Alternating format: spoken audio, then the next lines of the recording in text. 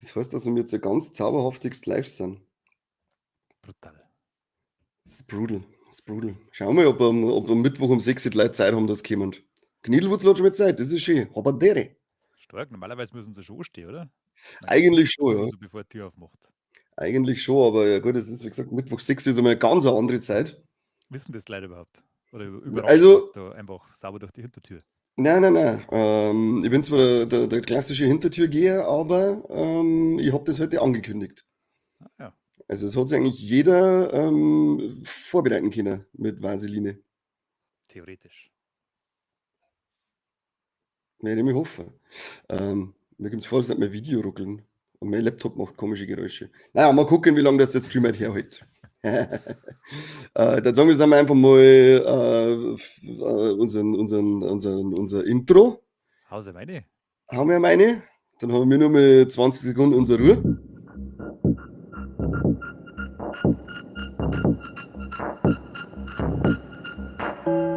Hier ist der beste bayerische Podcast der Welt mit den Kassettenthemen.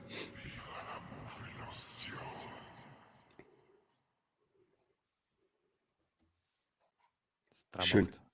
Wie man Immer da- wieder eine Augenweide. Der Marc ist auch dabei. Er sagt, Seppi ist zu leise. Jetzt schon wieder. Warte Aber mal. hier die einmal frei. Also ich habe massiv starke Pegel da. Ich glaube, dass der Marc einen Pegel hat und deswegen nichts mehr hört. Ich kann gar nicht mehr. Jetzt habe ich voll aufgetragen. Das ist so Ja, jetzt nur bist im du- roten Bereich. Jetzt kriege ich dir einen Tinnitus, aber mein Gott. Ja. Hauptsache gleich Hände. Hauptsache gleich Hände. Seppi, geht's gut? Ja, geht schon. Geht schon. Hast Minas-Moos vom Montag verarbeitet? Steckt mir immer in die Knochen, weil es einfach so gut war. Das habe ich mir nicht gedacht. Ich mir gedacht, das Glaub- wird jetzt so ein 0815-Ding, wird schon passen. Und dann war es nur gut. Nur gut. Glaubst du mir nichts? Glaubst du mir nie Nein. was? Immer wieder sage ich, vertraue mir, aber nie vertraust mir. Ist auch nicht schon wieder der scheiß Mixer, wie du ekelhaft hast. Ich muss beten, was ich angefangen habe. Kannst du nicht Schwul einfach so sein. still lassen. Bei mir klingelt alles. Muss noch was ausschalten, glaube ich. Ja, aber wir haben jetzt eine Stunde Zeit, bis der Staubsauger losgeht. Nein, den habe ich schon von der Luft, vom Boden in die Luft gehoben, dass er nicht anfangen kann. Naja, Das- immerhin. Nächste. Seppi, was gibt's Neues in der Welt der verrückten Filme, Kassetten, Serien, über Spiele. eine Handvoll Nachrichtenperlen ausgesucht. Perlen sogar? Ja, naja, ist fast schon ein bisschen übertrieben. Ich würde sagen, bei uns ist es ja eher so, vor allem wenn wir Perlen mitnehmen, ist es so Perlen, wo die Säue, da ich fast sagen. Bei unserem Immer, Publikum. ausnahmslos. Bei unserem Publikum. Upsi. So, aber dass wir mal schnell das aufmachen da. Verzeih mir, was Schönes. Hast du schon gehört?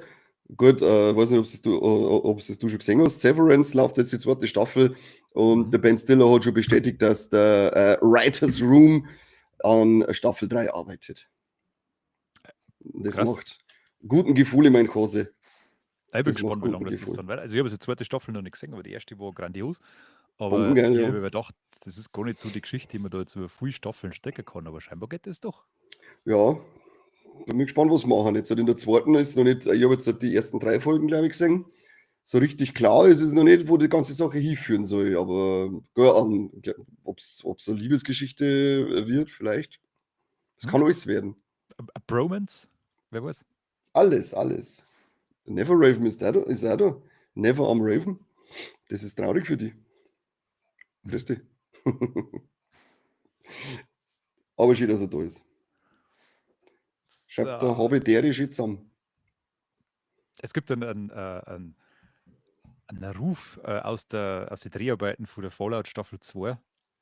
Sie Oh. soll ganz toll werden, sagt der Walter Goggins. Habe ich auch gehört. Sie soll, ich glaube, irgendwie die erste Staffel übertreffen. Ja, er hat gesagt, pass auf, wo habe ich den Auszug? Staffel 2 haut richtig rein, sagt er. Oh, das sind schon wieder große Töne hier. Es sind immer die geilen Meldungen, aus denen dann Ja, eine ganze Seiten geschrieben wird. Genauso wie, Ja, und vor allen Dingen immer so, lehnt euch nicht schon wieder so weit aus dem Fenster, weil das schürt so große Erwartungen. Bleibt immer ein bisschen, sagt, es wird schon cool, wir haben coole Ideen, aber flippt sich nicht immer gleich so aus, wie jetzt die Macher von der The Last of Us Serie haben ja auch gesagt, sie haben die brutalere Inhalte drinnen, die aus dem Spiel geschnitten worden sind, aus dem zweiten Teil. Und ich denke, Ah. Alter, im zweiten Teil waren schon so extrem krasse Sachen drin. Wie krass muss es dann noch werden? Oder wird es denn dann noch? Und dann, wenn es nicht so wird, dann denke ich mir so, ja, was soll das? Was tue ich jetzt mit der angespitzten Nudel? Allein Wenn- schon, was da bei den Szenen, wenn du mal erwischt wirst, wenn du dann umgebracht wirst von so einem Viech, allein wie brutal das die schon überhand, die kleinen hallo, ja. Cutscenes, wenn du stirbst. Hey, der Witz gar. Ja, also ich frage mich, was wird da noch brutaler? Ja, Vielleicht machen Abby und Ellie Schere. Das habe ich mir eingelassen. das war wirklich hart wahrscheinlich, ja. Vor allem, ja, das war wahrscheinlich ziemlich Schere bis auf brutal, den weil, Tod. weil Abby, so wie die beieinander ist das glaube ich, das ist Muskelsex, was da dann abläuft. Wobei die ja in der Serie ganz anders ausschaut, ne? Ja, da haben sie es leider nicht aufpumpen lassen. Ja. Wahrscheinlich haben sie Angst gehabt vor der Anti-Vogue-Bewegung. Ja, weil das war beim Spiel schon so grausam. Ja, ja. Das ist da schon nicht durchgetragen, weil die Frau größten Bizeps hat als wahrscheinlich 3/4 aller Spieler. Das hat natürlich für ganz viel Schrumpfpenisse gesorgt. Mhm. Da ist es aufgegangen, Mhm. ja. Und Anabolika-Verkäufe sind aber gestiegen. Ja, ich bin gespannt. Ich freue mich auf alle Fälle sehr auf die Serie und werde dann auf alle Fälle mal die Augen offen halten nach diesen noch krasseren Szenen, die es nicht ins Spiel geschafft haben. Ja, unbedingt. Unbedingt. Können wir gleich noch bei Spieleverserierungen bleiben. Mhm. Bei Mortal Kombat 2 gibt es ein wunderschönes Filmplakat. Ich weiß nicht, ob du es gesehen hast. Ja, sie haben ja das Logo und das Plakat veröffentlicht. Kannst du es da jetzt sagen? Na, Pass auf. Ja, es gibt eine verrückte Funktion, die nennt sie Bildschirm teilen. das will ich nicht. Okay, Entschuldigung. Dann zeige ich das jetzt mal kurz. Das habe ich nämlich auch mit Stessel. Ich fange mal an mit dem einfacheren, nicht so wilden Beutel. Uncaged Fury? Und zwar hier mal das Logo zu Mortal Kombat 2, den sollen wir ja dieses Jahr noch kriegen. Und finde ich ganz cool, ganz stylisch mit dem Drachen, der sich dazwischen einschlängelt. Ja. Kann man sich nicht beschweren. Und dann ist auch das erste Battle vom Carl Urban als Cage Herausgeber, Johnny Cage, Uncaged Fury. Und es schaut geil aus. Super. Das ist einfach nur gut. Das ist Der wirklich Hintergrund bombengeil. ist also grandios schlecht. Richtig schön 90er Bullshit-Action-Film. Brutal. Ich bin begeistert von den Poster, muss ich sagen. Ja, es ist traumhaft. Es ist traumhaft. Das kannst du in der Videothek meiner Erinnerung drinstehen. Ich möchte gerne so einen ganzen Pappaufsteller vom Carl Urban als Johnny Cage. Aber Eine super Besetzung. Aber man kennt ihn gar nicht so auf den ersten Blick ohne sein Bord. noch nicht, ne? Noch nicht. Und wenn wir schon bei dem Thema sind mit Poster, habe ich eigentlich noch, Shahida Philipp ist auch wieder mal dabei. Dragon Cry, Wer Haberdere. bitte? Wen Und meinst dann, du? Le Dragon Cry. Sagt mir gar nichts. Muss neu sein. Ich sehe das erste Mal. Ich habe schon mal gesehen, irgendwann, ich glaube bei den ersten Folgen war er mal dabei, es ist relativ selten geworden. Ich bin sowas von beleidigt. Ja, ja. Wir haben noch mehrere Poster veröffentlicht gekriegt und zwar zu Until Dawn. Echt? Zorg. Ja. Gut, dass Until die Dawn. Funktion schon hergesagt hast, musst du jetzt die ganze Zeit durch Bildschirm teilen. Ich werde jetzt nur noch teilen. Als nächstes Mal halt dann mein WhatsApp-Fenster auf, dann können wir miteinander irgendwelche Leute chatten. Und sie haben da, also morgen kommt ein neuer Trailer, steht da, New Trailer Tomorrow in Theaters April 25. Und sie haben da Every Night a Different Nightmare und haben da gleich different Posters gemacht. Mit different Monsters, because it's a different nightmare. Krasser Scheiß. Gibt es jetzt eigentlich schon irgendwie einen Plan, wie das jetzt ablaufen soll? Keine Ahnung. Weil das Spiel war ja so ein Whodunit-Verschnitt. Ja, ich habe keine Ahnung. Werden wir dann schon sehen, wenn es soweit ist. Jetzt lasst euch mit dabei. Morgen kommt der Trailer raus, dann schaust du dir den mal an und dann weißt du vielleicht Bescheid, was da los ist. Bezweifle ich stark. Aber wir schauen mal an. Sei nicht immer so dumm. Los mehr. Nie. Ich hasse das, wenn die Leute immer so dumm sind. Was wollte ich sagen? Was wollte ich sagen? Haben wir noch mehr zu irgendwelche Spiele, Verfilmungen, Verserierungen, für Comic-Schreibungen? Irgendwas? Masters of the Universe kann ich da noch was erzählen. Ja, verzeih was. Masters of the Da gibt's Universe ist immer Neuigkeiten zum schön. Cast. Und zwar Mhm. Ich ist hoffe, die du weißt, wie man die Sorceress. ausspricht. Hä? Ich hoffe, du weißt, wie man es ausspricht. Die Rolle oder die Schauspielerin? Also beim Corby hat er jetzt gesagt, beides, bei dir jetzt einmal nur die Schauspielerin. Also, die Morena Baccarin, Keine Ahnung, ob stimmt. so hat zumindest davor meine KI-Stimme gesagt, weil ich gefragt habe, wie man das ausspricht. Hat dann Es so ist gesagt, ja aber italienisch, sage ich wenn Morena Bacciarin. Baccarin, meinst du? Ja, das hört sich viel besser an. Okay, also die Dame auf alle Fälle hat die Rolle der Sorceress sich geschnappt und der ein oder andere kennt es vielleicht aus Deadpool. Und Da Gotham. ist bitte? Und Gotham. Wahrscheinlich mehr als Deadpool. Nein, Das- Deadpool kennt keine Sau. Da ist sein herzallerliebstes Dämchen. Ja, und jetzt ist dann nächstes Jahr im Sommer, weil es gibt ja schon einen Starttermin, das habe ich gar nicht gewusst, am 5. Juni bei Masters of the Universe dabei. Krasser Scheiß. Ja, und an Fisto haben sie auch gecastet. Fisto. I could not fist them all. Der Johannes- Haukure Johannesson. Ja, ich kenne den Typen aber Genau. nicht. Kennst du den? Also vom Singen her, ja. Aber ich hab ihn da vorher nicht zuordnen können, aber ich kenne den schon. Aber der Name ist es natürlich Wahnsinn. Aber ich habe den schon mal irgendwo Schau. gesehen. Ja, ich auch, aber ich weiß nicht wo. Das regelt man jetzt so schnell mal über die verrückte Internetfunktion namens Suche. Wie ist der Johannes Haukursson, oder? Haukur Johansson, da ist er. Ach, der war das ist doch der aus Vikings, der bei Vikings Valhalla. Kann das sein? Der visionarisch geschaut hat? Ja, auf alle, der Olaf Haraldsson bei Vikings Valhalla war das. Game of Thrones war er auch dabei. Was war denn da? Der Lemon Cloak, was war denn das gleich wieder für eine? Ich weiß nicht mehr. Ich weiß noch aber jetzt eben von Valhalla, also Vikings Valhalla. Bei The Witcher hat er noch mitgespielt. Succession habe ich nicht gesehen. Und er ist jetzt dann bei Captain America Brave New World dabei. Ja, da schon, ja. Selber schuld.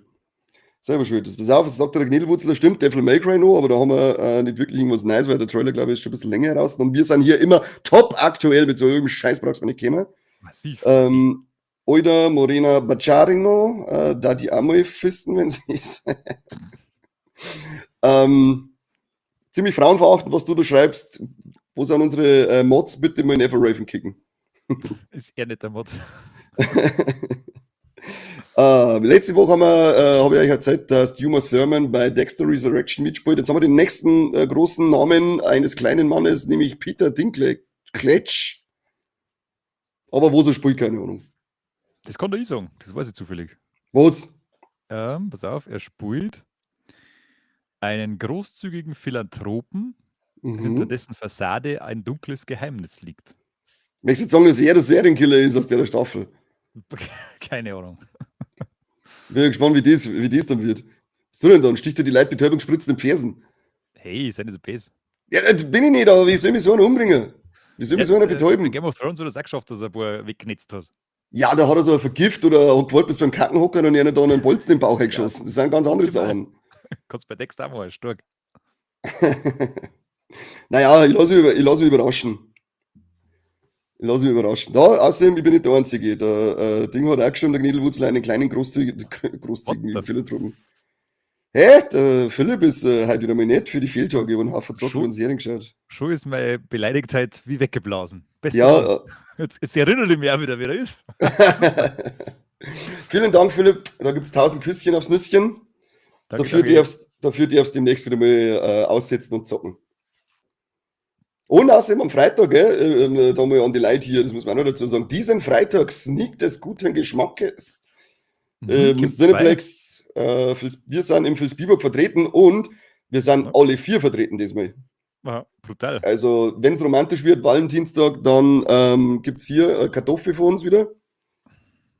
I potato you all. Also kommt auf Vilsbiburg am Freitag 21:45 Uhr, Sneak des guten Geschmackes. Und ich darf euch gerne einen Tipp geben, kann aber nicht. Darum sage ich einfach nur, kommt, weil es affengeil wird. Und es ist nicht Manta Manta 2. Aber jetzt Leider. wirklich stark hofft. Leider. Wir haben wirklich stark auf sie eingeschmerzt, aber sie haben gesagt, eher zünden sie das Kino oben, bevor sie diese Scheiße sagen. Tja. Bisschen eigen sind da, muss ich sagen. Aber Ich verstehe es auch nicht ganz, aber. wenn sie kein Geld verdienen wollen mit geilen Scheiß, dann ist das eher ein Thema. Netflix mag auf alle Fälle Geld verdienen, weil sie haben sich ja einen riesigen Namen geangelt, der für sie eine Produktion produzieren tut. Und zwar den Guillermo del Toro. Frankenstein macht er, das wissen wir mittlerweile alle mit Oscar Isaac. Und jetzt hat er seinen Starttermin, nämlich im November auf Netflix ist er offiziell zu sehen. Und da bin ich schon sehr gespannt, wenn der gute Herr del Toro dieses Thema verfilmt, weil der hat einen unglaublich geilen Stil. Und das, glaube ich, passt wie die Faust ins Arschloch auf Wundert mich ein Frankenstein. bisschen, der November-Starttermin wundert mich ein bisschen, dass da Halloween nicht mitnehmen, dass sie einfach im Oktober rausbringen. Du, ich bin da nicht verantwortlich. Mir brauchst du keine Vorwürfe machen. Das musst du bewusst tun an deiner Karriereleiter. Hm. Programmchef bei Netflix. Ich bin ja mit Programmchef bei Viva la Movilusion schon überfordert. Ja, viel schlimmer und chaotischer wie bei Netflix. Ja, das kommt. Viel mehr der Hans Wursten dabei. Gniedelwurzler haut Wahnsinn. uns auch die Scheine um die Ohren. Vielen Dank. Gibt es auch Küsschen aufs Nüsschen? Jetzt halt. Zack. Ich muss auch Herzl schicken, warte. Wie geht denn das? Ganz viel Herz geschossen, glaube ich. Kauf Nichts mal ist einen irgendwie passiert. Kauf mal einen Supersticker, Seppi. Ich? Ja? So, das geht, glaube ich, aus die Hand da. Ja, weil ich. Oh, ich glaube, da müsste jetzt gerade das Herzl einer schwarm ohne Ende, weil ich 48.000 Mal jetzt aufgedruckt habe. Das den ganzen Stream kaputt gemacht. Wahrscheinlich. Aber mir soll es wurscht sein. Das Geld haben wir jetzt verdient, jetzt können wir wieder aufhören. Das ist schon wieder Carsten Kamel Leuten. Ja. Geil. Kein Volker Faser auf alle Fälle. Ja, das waren 2 Carsten Volkerfäser. Fahren wir morgen gleich zum Ende und kaufen Mai. Da gibt es nämlich immer 2 halbe umsonst, das merkt sich. Kauft man so einen Geschenkkorb mit verschiedenen Biere drin. Wie selber. Das kannst du machen. Ich So, fahre aber. die Brezen. Ja, richtig geil, die scheiß Bierbrezen. Teufel. Viel Teufel versehene Leute. Bist du noch irgendwo im Thema zu The Walking Dead? Na, da bin ich schon seit Ewigkeiten draus. Also Das ich ist- habe dann Spiele noch gespielt und so weiter, aber die Mhm. Serie, die haben mir irgendwann so gefuckt, dass ich einfach nie wieder zurückgekommen bin. Ja, es hat jetzt auf alle Fälle der Executive Producer, der Scott Gimple, gesagt, er möchte, dass es immer ein Walking Dead Projekt im Fernsehen zu sehen gibt. Weil? Weil es ihm taugt oder damit Kohle verdienen wahrscheinlich. Hm. Ja, aktuell läuft es ja noch wie jetzt auch die ganze Sache. Ich weiß jetzt verstehe gar das nicht. Ich weiß jetzt gar nicht, auf wie viele Staffeln das die ganzen jeweiligen Sachen verlängert worden sind. Haben die immer noch Aber das tolle Schema, so erste Folge ganz spannend, die nächsten 15 sau langweilig, dann eine wieder sehr spannend, dann nochmal 16 ganz langweilige und dann nochmal ganz krass und dann ist gut. ja, in der Regel war es genau Anfang krass, mit diesem Final krass und dazwischen keine Ahnung, weil ich hab's jetzt auch nicht mehr angeschaut. Ich habe nur die normale Walking Dead habe ich angeschaut und Fear the Walking Dead habe ich angeschaut. Und dann sind ja man kann sie, glaube ich, auf Prime kann man sich die noch World Beyond anschauen, die 2 Staffeln. Aber dann sind ja die ganzen Serien auf alle Streaming-Plattformen, die es irgendwie gibt, verteilt worden. Ja, das ist Also ja das ganz ist ja jetzt The Ones Who Live, glaube ich, läuft ja noch, dann die mit dem Norman Reedus, mit dem Daryl Dixon praktisch, die läuft noch. Die mit Maggie und Negan, diese 3 Spin-off-Serien, glaube ich, laufen. Weiß man nicht, welche von denen irgendwie weiter verlängert wird, weil ich glaube, bei dir mit dem Daryl, glaube ich, sind es schon 2. Aber ansonsten weiß ich nicht, was sie noch alles vorhaben. Naja, wem es gefällt, der hat er Freude. Eben. Wem es gefällt, für den ist das 6. Was sagt er für Lipo? Aber die ersten 3 Staffeln so Walking Dead sind schon echt geil. Danach kann man weiter gucken, wenn man will. Ja, ich fand es eigentlich bis zu der ersten Folge, 7. Staffel, bombengeil.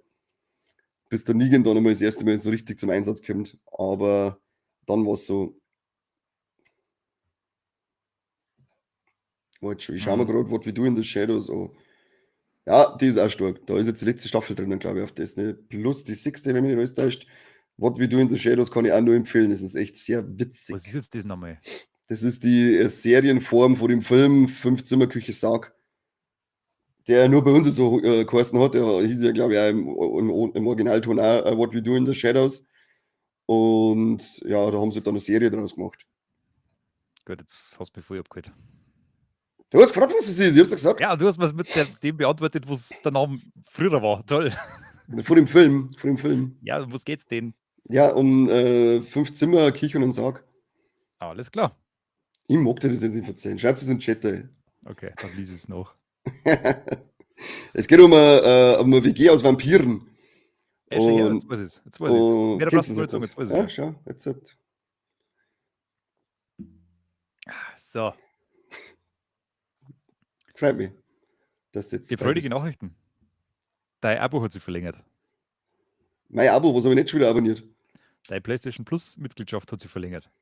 Um 5 Tage gratis, oder? Haben sie 5 Tage, ja, weil sie am Wochenende wegen einen Schabernack drin haben und 24 Stunden das PlayStation Network quasi brachgelegen ist und keiner mehr was tun Mhm. können. Und bis heute noch keiner weiß, warum. Sagen sie irgendwie nicht. Aber sie haben jetzt gesagt, es tut ihnen leid und jeder Abonnent kriegt jetzt 5 Tage gratis. Geil. Bringt mir sehr viel, wenn mein Scheißhaus-Abo die ganze Zeit durchläuft. Ja, Was willst du von mir jetzt kackpratzen? Aber na. Glück kommst, dass ich zu dir der Zeit nicht gespielt habe. naja, sonst war jeder Fernseher schon hin. Da war ja auch der Bahn. Legt mir doch im Zückerli hier. Hast du jemals irgendwas von dem Mobile Suit Gundam angeschaut? Mhm.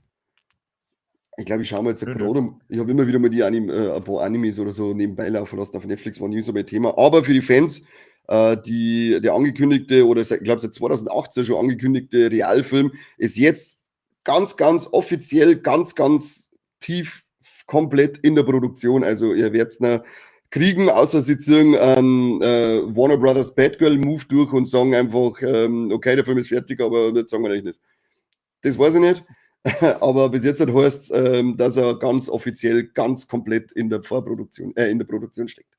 Also freut euch, yay, Juhu. Das ist Roboter. auch wieder was mit Riesenrobotern und so, oder?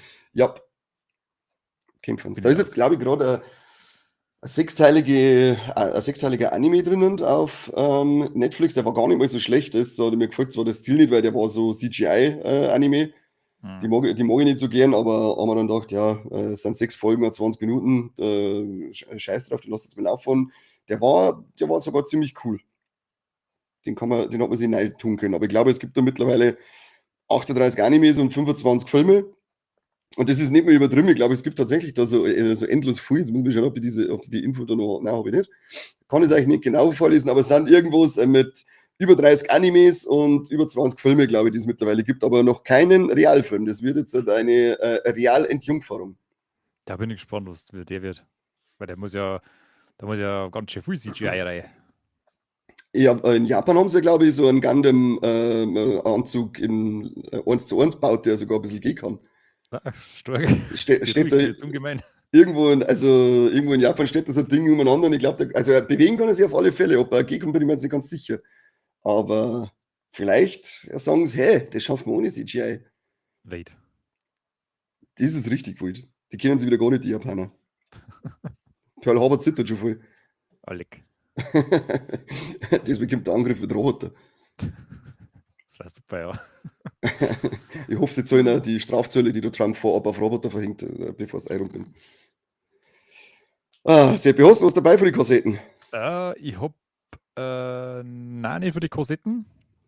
Ich habe noch ein bisschen, Bloomberg hat noch einen Bericht über die Warner Brothers Gaming-Sparte ausgelassen. Da kann ich ein wenig was dazu sagen. Mhm. Und zwar eine gute und eine schlechte Nachricht, wobei eigentlich, ich finde es beide gut, auch wie du es betrachtest. Die schlechte Nachricht wäre also die 3 Leute auf der Welt, die sich tatsächlich auf das Wonder Woman-Spiel gefreut haben, müssen jetzt ganz stark sein, weil die fangen da wahrscheinlich noch mal von vorne an. Das heißt, das dauert noch Jahre, bis das rauskommt, weil das. Achso, sogar von vorne, weil ich irgendwann sogar gelesen, dass sie es eingestampft haben. Ja, wenn, dann wird es nochmal von vorne entwickelt werden müssen. Also, Das soll aber auch im Arkham-Universum spielen, gell? tja, wir werden es nie erfahren, glaube ich. Zumindest nicht so bald. Ja, was du gerade ansprichst, Arkham-Universum, da gibt es sehr gute Nachrichten. Es befindet sich offensichtlich ein Batman-Singleplayer-Spiel bei Rocksteady in Arbeit. Ja, und dann hoffentlich mal nicht gerade hier eine dämliche VR-Kacke. Hey, Ja, das nein, ist weil ja nicht bei Rocksteady in Arbeit, du unwissender Purzel. das ist mir scheißegal, wo sie in Arbeit ist. Ich möchte einfach nicht, dass wieder nur VR-Spacken belohnt werden und ich als artiger, braver Nicht-Brillenträger krieg nichts. Wieder nur VR-Spacken. Du, wenn du einen Funken Ahnung von dem Ganzen hättest, dann darfst du gerade wissen, dass du voll abtrittst. Das ist so ein Dreckscheiß. Also VR-Brillenträger, die sind schlimmer als normale Brillenträger, die hasse ich richtig. Jetzt setzt da noch mal eine auf, wenn du schlafst und dann sollst du so speimen müssen. Das wird wahrscheinlich passieren. Ich werde dann und dann lass mir meiner Katze ersticken wie bei Breaking Bad, oder? Yep. Genau so. Was ja ein geiler Ding ist, es kommt ein Film, der heißt Bad Boy mit dem Ke Huy Quan, keine Ahnung, der Typ von Everything, der Bur von Indiana Jones, der Asiate, der mittlerweile alt ist. Es gibt auf alle Fälle einen Horrorfilm, der aus der Sicht also ein POV-Sicht vom Hund ist. Okay. Ist mir mein Kopfhörer aus dem Waschel gefallen von lauter Schockschei, ja?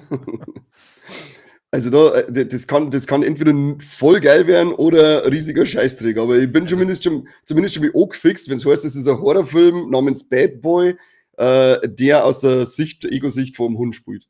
Da hat es doch schon mal einen gegeben, oder? In die 80er oder so. Aus der Sicht vom Hund? Ich hab geglaubt, dass zumindest die Meinst du Cujo? Szenen immer so aus der Sicht vom Hund dann waren. Meinst du Bin mir nicht Cujo? sicher. Ja, war das nicht der? Da wo die Mutter mit dem Buben im Auto eingesperrt ist und der Hund draußen Kasala macht. Das weiß ich nicht mehr so genau. Ich hab Das ist nur Stephen so King. Ja, war das Stephen King sogar? Also Cujo ist ja eine Stephen King-Geschichte, ja. Okay, dann war es der wahrscheinlich schon. Aber der war nicht POV. Never Raven schreibt, ich bin Brillenträger und VR-Brillenträger. Kanes Erzfan quasi, ja. Ja. Da Haben wir wird Tag Team Never Raven. ja, das Patch wird dann auf alle Fälle wird hier, da wird es mal richtig zugehen, wenn wir uns zeigen. Spätestens im Hardline. Schlägerei vom Kino. Passt. Ja. Ausgemacht. Hast du aber bitte die VR-Brille auch auf. Natürlich. Wenn ich das richtig ausleben kann, mein Hass auf euch. Und für alle, die Angst gehabt haben, müssen wir auch noch kurz reinschmeißen, für alle, die Angst gehabt haben, dass der Chadwick Boseman als T'Challa recastet wird, Marvel sagt, das wird nicht passieren. Okay, machen wir uns dann gar nichts mehr mit dem.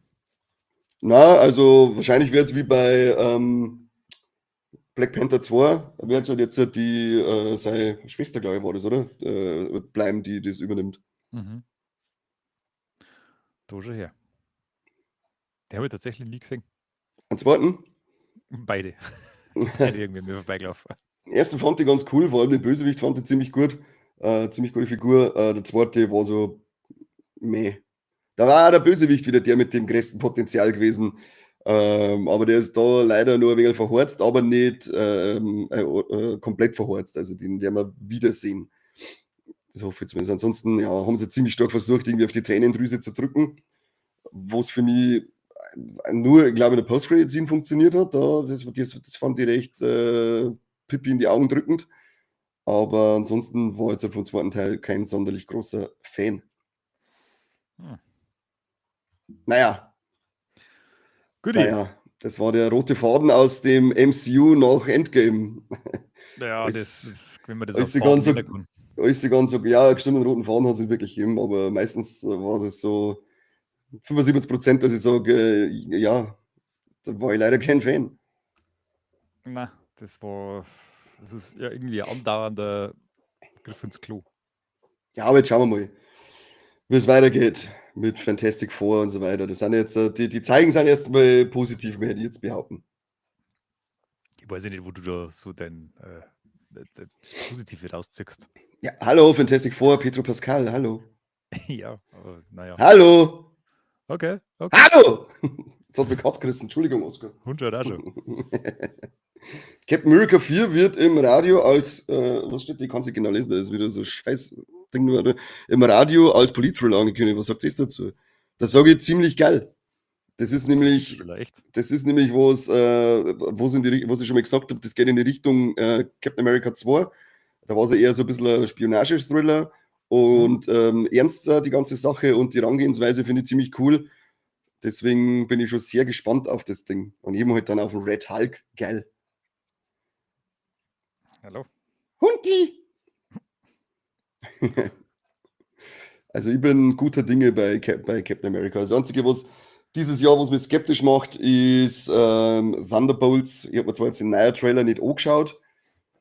Ich freue mich, dass wir einen Sentry endlich kriegen im MCU. Das finde ich eine geile Figur, aber ich kann noch nicht wirklich, also nach dem ersten Trailer, ich kann nicht sagen, was ich von Thunderbolts halten soll. Na, gar nichts irgendwie. Wir werden es sehen. Wir werden es Muss sehen. mich überraschen. Ja, hat der Philipp recht. Doctor Strange 2 fand ich auch sehr geil. No Way Home war sowieso überragend gut und Guardians 3 auch. Aber sie haben Doctor halt. Strange 2 war auch nur als Film an sich gut und weil man halt gesehen hat, dass der Sam Raimi gemacht hat. Aber Ja, so ja, als Teil aber er von hat. dem Cinematic Universe hat er auch nichts gebracht. Nicht wirklich, nein. Er hat die WandaVision-Geschichte ein bisschen weiter erzählt, ja, toll, aber irgendwie auch nicht so richtig befriedigend, finde ich.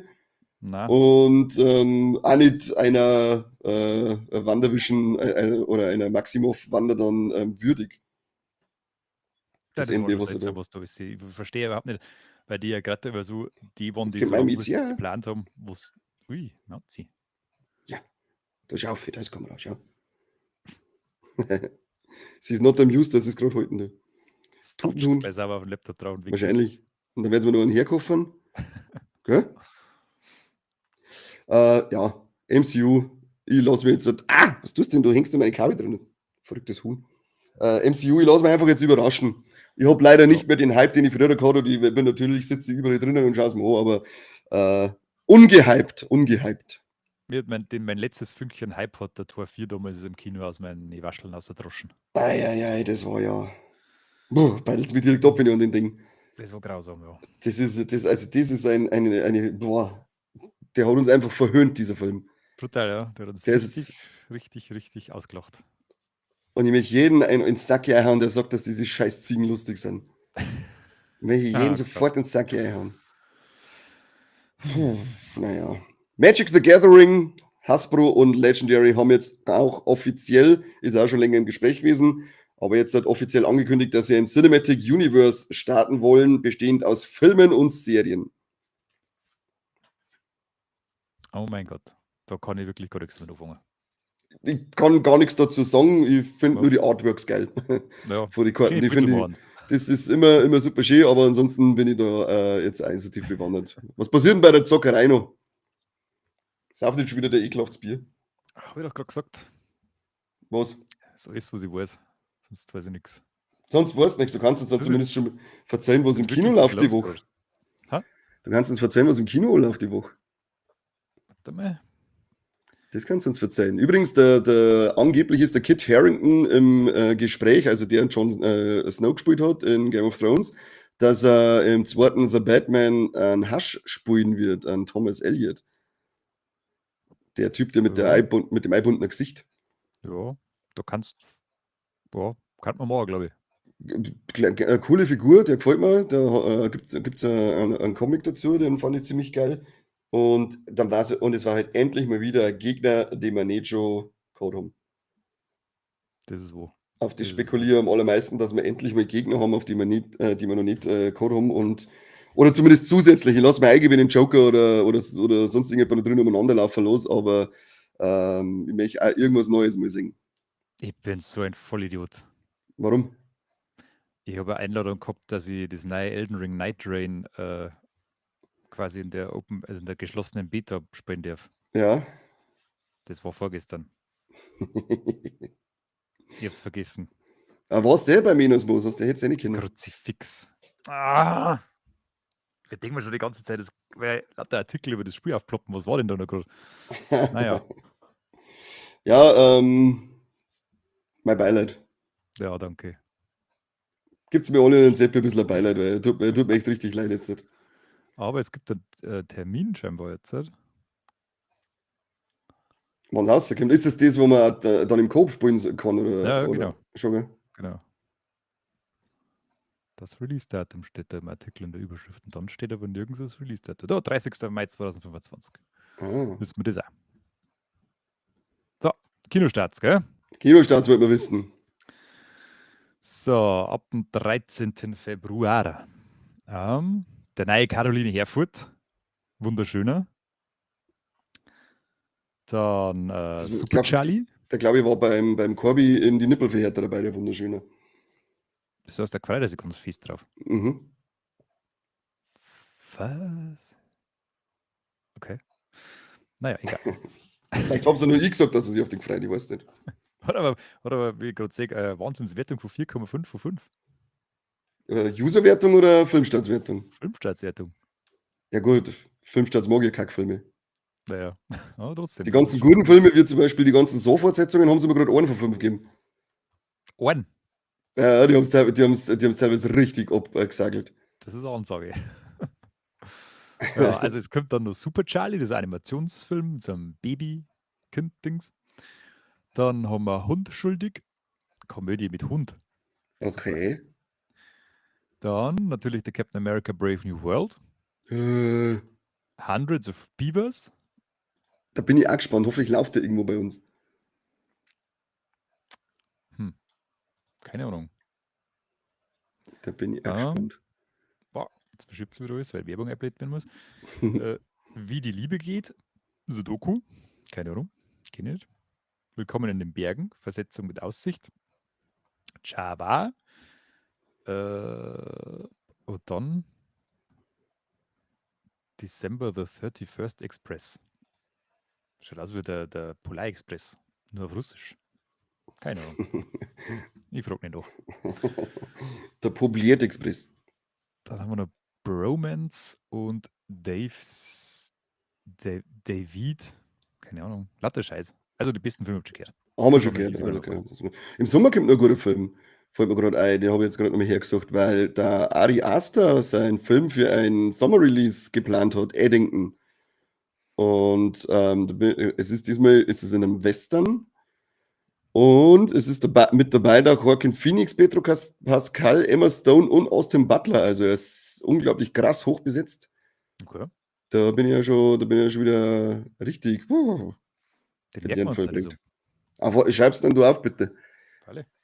Das ist gut, das ist gut. Dann schauen wir mal, was gestreamt worden ist die Woche. He? Ah, how's das? Beziehungsweise vom 31. Januar bis zum 6. Februar haben wir auf Platz 10 Miss Rachel, erste Staffel auf Netflix, kenne ich nicht. Platz 9 Beast Games, erste Staffel auf Prime Video. Platz 8 American Primeval, erste Staffel auf Netflix. Haben wir gestern Folge 2 geschaut und ich kann es weiterhin nur empfehlen, das ist wirklich sehr, sehr gut. Platz 7 Paradise, erste Staffel auf Hulu. Platz 6 The Night Agent also bei uns natürlich dann auf Disney Plus, Hulu. The Night Agent, Staffel 1, Netflix 5. Platz 5 ist The Recruit, Staffel 1 auf Netflix. Dann haben wir Platz 4 Landman, erste Staffel, Paramount Plus. Dann haben wir Platz 3 The Recruit, Staffel 2 auf Netflix.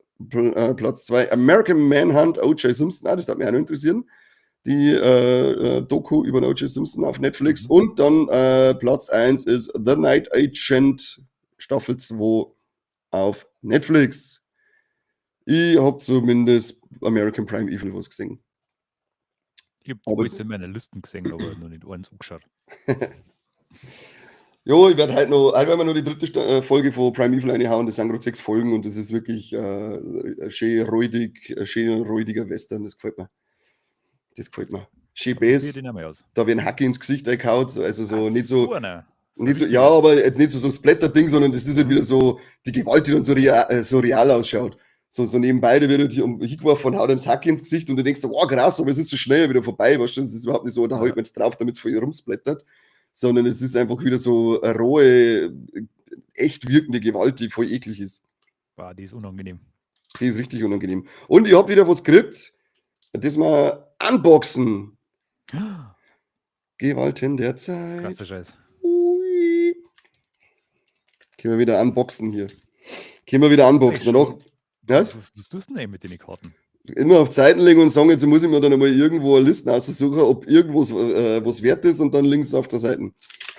Du mal den nicht in das Album eine oder so? Ja, sowas hätte ich auch, wo ich es einordnen kann, weil mir hat ja mein Neffe seine komplette Pokémon-Sammlung geschenkt.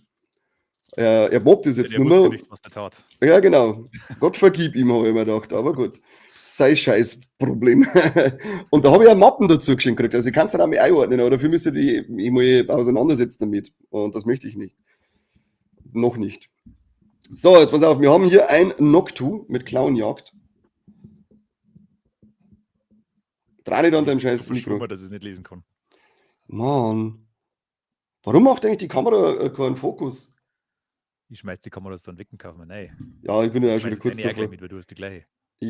Das ist ja voll, das gibt's ja nicht, dass die überhaupt nicht fokussiert, oder? Die kann gar nichts, die ist einfach nur behindert. Türerkrock. Ein Schlurpleck. Die geilen Scheißnamen für den Mistviecher. Metang. Mhm. Man kann ja dann, ja, ich sage euch ja, wie es heißen, ist aus dem Booster-Pack Gewalten der Zeit, also könnt ihr euch dann selber googeln, was draufsteht. Jens Überzeugung, und wenn der Jens einmal schon überzeugt ist, dann, die Karte muss ja übermächtig sein, da geht es richtig rund. Tengulist. Ich schätze mal, die ist wunderschöne Karten. Sehr geil. Na, die war nicht wunderschön. Bells Hingabe. Zauberhaft. Dann haben wir jetzt Melmetall, der benutzt Einhämmern und Eisenwumme. Und die glitzert da wegen die Karten. Schaut's. Ja, das sagt man. Wiki. Das ist Ganz richtig schwindelig. gut. Dann haben wir noch ein Bronzel, das macht den Spiegelangriff und das wird auch glitzern tun. Wiki. Was macht's? Was hat das für Auswirkungen, dass die glitzert? Ich glaube, dann Kanten sind mehr wert sein oder so. Und dann haben wir noch Eisenkrieger. Da ist auch ein bisschen so ein Holo-Effekt dabei. Gescheite Kartenhüllen brauchst, schreibt der Philipp, mein Lieblingszuschauer. Das Einzige, was ich aber habe, ist Basisenergie. Cool. Boom. Jetzt muss ich mal da anstecken, weil sonst kann es sein, dass ich mich verabschiede, bevor die Sache hier vorbei ist. Das war's mit zauberhaften Boglermons. Haben wir wieder einen Schwung, den wir auf den Stapel legen, den wir irgendwann einmal einsortieren, wenn wir uns damit. Das wir dann hoffentlich auch live machen. Machen wir einen Pokémon-Kartensortier-Stream. Ja. Schreib's auf, die Idee, die ist gut. Die ist gut, die ist super. War das nicht Metallenergie? Nein, das war Basisenergie, ich kann noch lesen. Basisenergie steht drauf. Wenn es mir noch einmal verbessert, obwohl es nicht stimmt, Philipp, ich rast aus. Können wir ins Kino. Leute, danke fürs Zuschauen. Das war der Kassettenschmerz für diese Woche. Kommt's am Freitag, 14. Februar, ein Cineplex Vilsbiburg zu der Sneak des guten Geschmacks. Es sind alle 4 Movie Luciana vertreten, weil es ist Valentinstag, es soll romantisch werden. Wir protecten euch alle und wollen, dass da seid. Also bitte kommen, Leute. Wann müssen dann die Leute da sein? 21:45 Uhr, außer es wollt vorher ein bisschen rummachen, dann kommt es eine Stunde vorher. Das war recht. Nehmen wir uns für alle Zeit. Diesen hier gibt's dann. Soll ja keiner unangegrapscht bleiben am Valentinstag. Nee. Und nehmt voll Tempos und frische Unterhosen mit. So tun wir das. Dann, danke fürs Zuschauen, danke an die Großzügigkeit da heute. Also, Ja. ich werd mir diesen Part jetzt dann aus dem Video aussuchen und aber aufs Standbild dazu Tempos brauchen. Die Folge sind von Lex aus der Kimmer, herzlich euch an. Die ersten von Lex des Jahres. Ansonsten singen wir uns am Freitag, singen wir uns nächste Woche zum Kassettenschmerz, zünden wir das Ding, was der Seppi in der Hand hat und hören uns auch wieder nächste Woche. Das ist fast wie das DVD-Menü früher davon. Ding. Ja, das war nicht geil. Macht es gut, Wiederschauen, au revoir, Servus. Wiederhören.